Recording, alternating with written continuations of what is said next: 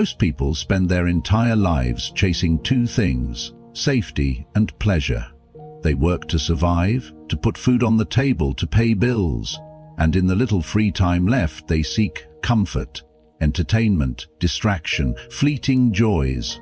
If you look closely, nearly every modern life is a cycle between fear and comfort, anxiety and relief. But what if this is not life at all? What if survival and pleasure are not the goals of existence, but its traps? Imagine a lion born in captivity. It is fed every day, sheltered from danger, never forced to hunt. Its belly is full, its life secure. On the surface, it looks safe, but look closer. Its claws dull, its spirit broken, its roar a faint echo. Compare this to the lion in the wild. Hungry, always in danger, but alive with a ferocity that burns in its eyes. Which one is truly living? Nietzsche believed that most human beings lived like the caged lion. They confuse comfort with life. They think security is freedom, when in fact it is its opposite. For Nietzsche, existence is not about survival, and it is not about pleasure. Those are instincts of the herd. The deeper force that drives life is something far more dangerous, far more demanding, and far more alive. He called it the will to power, not power in the crude sense of domination, but power in its most creative sense, the will to grow, to overcome, to expand, to impose meaning where there is none. A seed pushes through the dirt not to survive, but to become a tree. An artist creates not to live, but to bring something new into the world. A warrior risks death not for safety, but for glory. Yet here is the haunting truth. Most people will never touch this force. They will work, eat, reproduce, grow old and die without ever living. Why? Because comfort feels easier than growth, because mediocrity feels safer than greatness, because the herd always whispers, "Stay with us, don't rise, don't dare." But Nietzsche knew. Those who choose comfort over creation slowly decay inside, their souls atrophy, their strength weakens. They may look alive, but they are already dead. So here is the question: are you living for comfort, or are you living for power? Survival will keep you alive. Pleasure will keep you distracted, but only the will to power will make you truly live. When Friedrich Nietzsche shattered the foundations of philosophy in the 19th century, he did so with a single audacious claim that life itself is not driven by survival nor by pleasure, but by a deeper and more dangerous impulse. He called it the will to power. This idea was radical because it rejected the two prevailing explanations of human existence. Charles Darwin had framed life as the struggle for survival. Jeremy Bentham and the utilitarians reduced it to the pursuit of pleasure and the avoidance of pain. Both frameworks seemed rational and self-evident. After all, don't we live so that we do not die? Don't we chase happiness and avoid suffering? Nietzsche's answer was simple and terrifying. No, he looked at the world with sharper eyes. If survival were the true essence of life, then why do humans risk everything for glory, for love, for an idea, for a cause? Why do artists starve in poverty to complete a painting that will outlast them? Why do revolutionaries face death rather than live safely under tyranny? Why does the soldier throw himself onto a grenade to save his comrades? None of these actions can be explained by mere survival or by the pursuit of pleasure. Something deeper is at work. That something is the will to power. It is the drive not just to continue, but to transcend, to expand beyond limits, to test oneself against resistance, to impose form on chaos. In Nietzsche's words, life itself is will to power. Nietzsche illustrated this through his famous metaphor in Thus Spoke Zarathustra. The spirit transforms in 3 stages. First a camel, then a lion, then a child. The camel represents the burden bearer, the person who accepts the weight of duty, tradition, and obedience. They survive, but only as slaves to expectation. The lion awakens with defiance. It roars, "No," to the dragon of "thou shalt," rejecting imposed values. It seeks freedom, strength, and the courage to confront the world as it is. Finally, the child emerges, not weak but powerful in innocence. The child creates. The child says yes to life, inventing new values, new worlds, new meaning. This progression shows us that true power is not domination over others, but transformation of the self into a creator. Yet most people remain camels. They carry the weight of what society, religion, politics, and family expect of them. They live in the cycle of survival: work, consume, sleep, repeat. They do not ask what they want to create, they only ask what they must endure. Governments, corporations, and cultural norms exploit this. They keep us obedient through fear of loss. Fear of losing your job, your reputation, your belonging. When you live only to survive, you are easily controlled.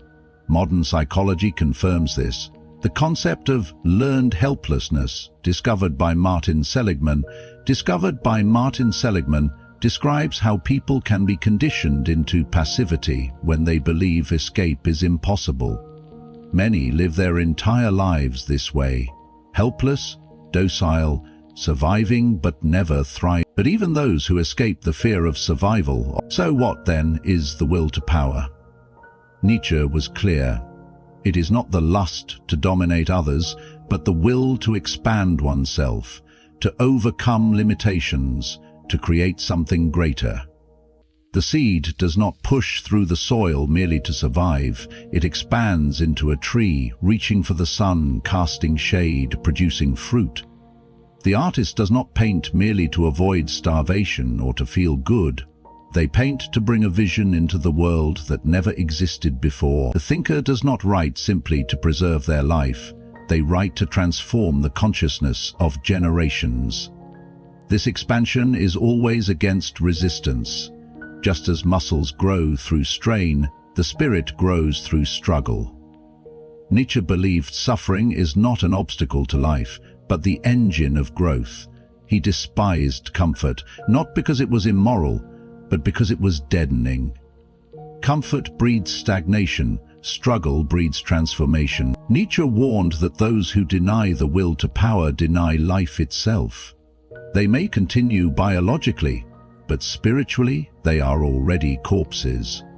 He saw in his own age the rise of what he called the last man, a being who seeks only comfort, who avoids risk, who sneers at greatness. The last man has no higher aim than pleasure and safety. Look around today, and you can see them everywhere, endlessly scrolling, endlessly consuming, endlessly surviving. The last man is satisfied but hollow, alive but lifeless.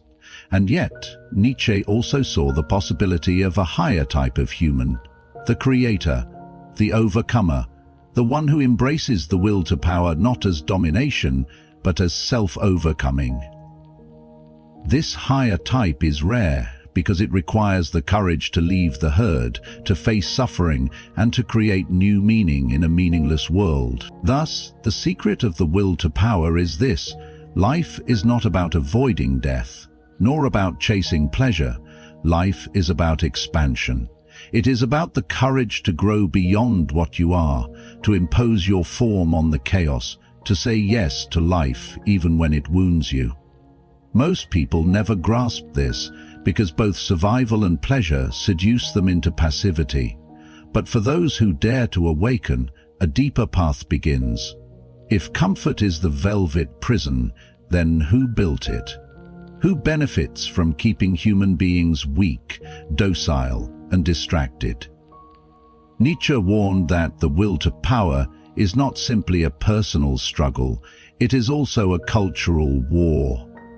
A war waged by forces that thrive on mediocrity and fear, and tremble before greatness. Nietzsche's fiercest critique was against organized religion, particularly Christianity as he saw it practiced in Europe. He accused it of turning strength into sin and weakness into virtue. Where the noble spirit once admired courage, ambition and vitality, religion exalted humility, obedience and meekness. He called this a slave morality. It was born from the resentment of the weak toward the strong. Unable to overcome their oppressors, the powerless redefined virtue to glorify their condition. Power became evil, weakness became good, ambition became pride, suffering became holiness. This morality seeps into the psyche. It convinces the individual that striving for greatness is selfish, that creation is arrogance, that power is sin. And so, countless souls turn away from the will to power, not because they cannot feel it, but because they have been taught to fear it. Politics plays its part as well. Rulers have always known that a docile population is easier to govern than a powerful one. Empires do not want creators, they want taxpayers. Corporations do not want thinkers, they want consumers. Fear is used to keep people obedient. Fear of enemies, fear of chaos, fear of poverty. Distraction is another tool, endless entertainment, constant outrage, trivial news, and reward is the third. Give people just enough comfort, just enough bread and circuses, and they will not revolt. Modern propaganda has refined this into an art. Entire industries are devoted to convincing you that safety and pleasure are all that matter. Work to survive, spend to consume, relax to repeat. A perfect loop of passivity. Nowhere is this clearer than in consumer culture.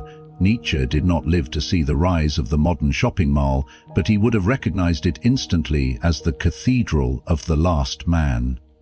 Consumerism tells you you are incomplete, but this product will complete you. You are powerless, but this brand will make you powerful. The will to power is commodified, packaged, and sold back to you in the form of clothes, gadgets, vacations, and status symbols. But these are empty. They do not expand the soul. They distract it. They simulate growth while ensuring none occurs. It is the equivalent of feeding the lion in the cage.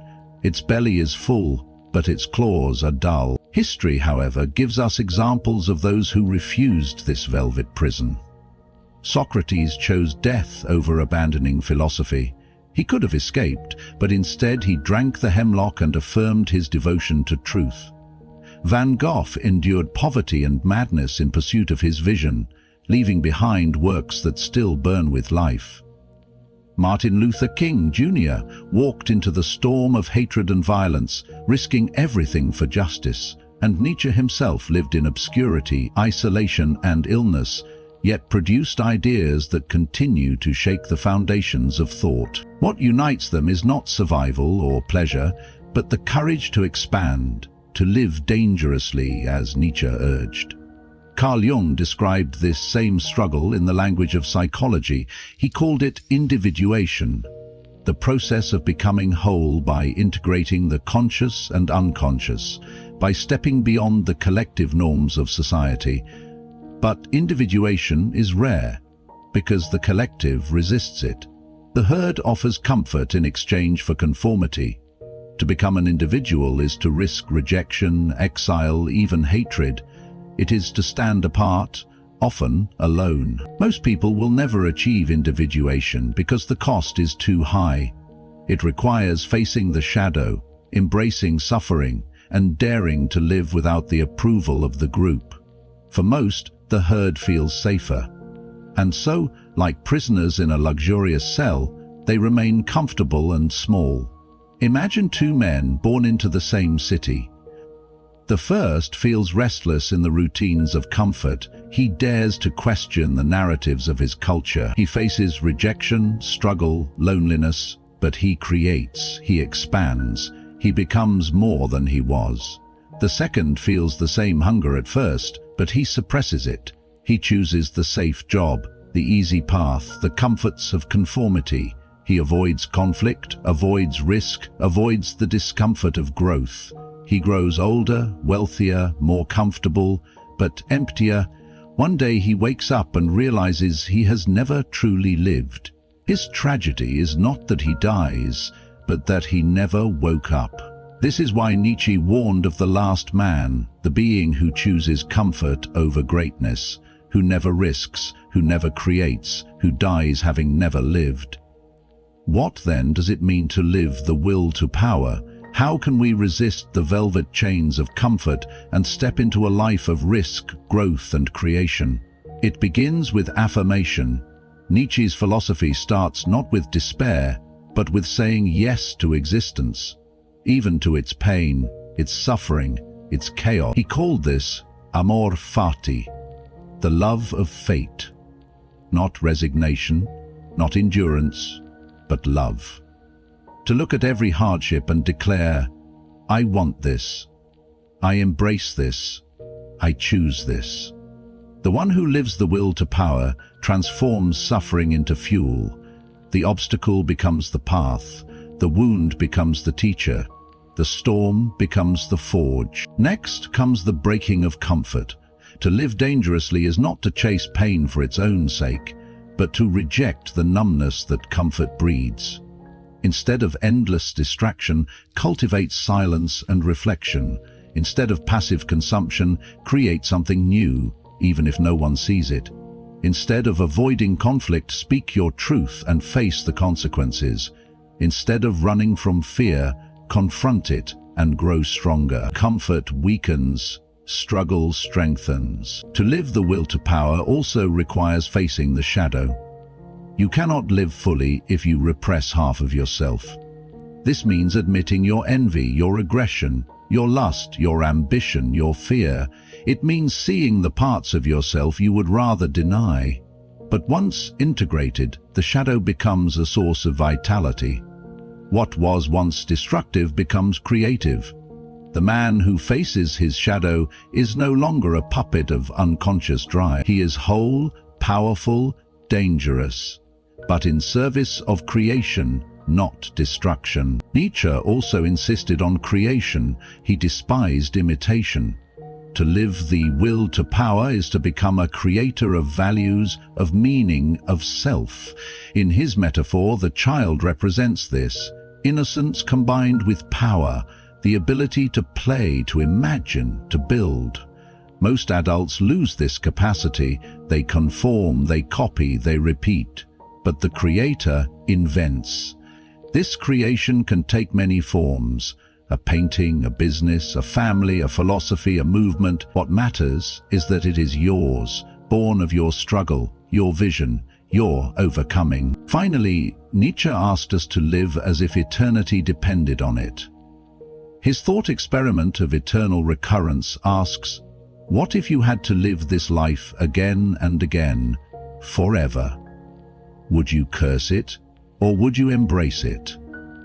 To live the will to power is to act in such a way that you would choose your life again, without regret. Every decision becomes heavier, but also more meaningful. What does it feel like to live this way? Not constant joy, not constant success, but vitality. A burning intensity, a sense of standing on the edge, awake in a way the comfortable will never understand. Nietzsche described it as a yes that resounds through the soul. The Stoics described it as tranquility born from strength. Jung described it as individuation, the union of opposites within. Modern psychology calls it flow, the state of being fully alive, fully present, fully engaged. Not because it is easy, but because it demands everything of you. But let us be clear, this path is not safe. To live the will to power is to embrace rejection, isolation, and struggle. You may be misunderstood, ridiculed, even hated. Nietzsche himself lived in loneliness and illness. Many of the great creators died poor, condemned, or forgotten. And yet, their lives burned brighter than the millions who chose comfort. Their works outlasted their suffering. Their power expanded beyond their own lives, shaping centuries. The will to power does not promise happiness. It promises depth. It promises life. So the choice remains. You can live like the last man, safe, entertained, comfortable, and dead inside. Or you can live like the Creator, dangerous, struggling, alive. Most will choose the first.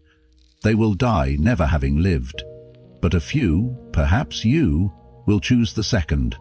And for them, existence will blaze with a fire that even death cannot extinguish. Nietzsche once said, "Become who you are." It is not a suggestion, it is a command. Most people will never obey it. They will trade greatness for safety, creation for consumption, life for comfort. But you, if you dare, can choose otherwise.